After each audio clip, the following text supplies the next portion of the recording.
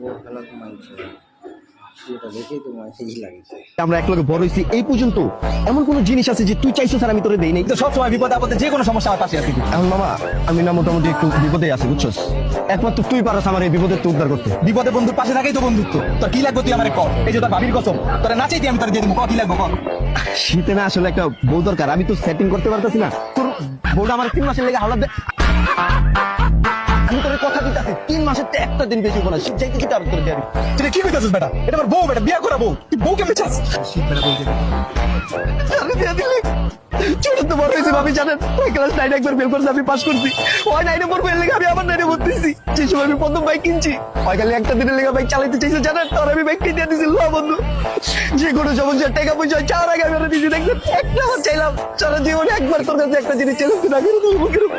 এই বন্ধুত্ব সারা জীবন তোর কিছু চাই নাই। কি অবস্থা দিয়ে দাও। দিয়ে দাও মানে? বেশি কিছু তো চাই না।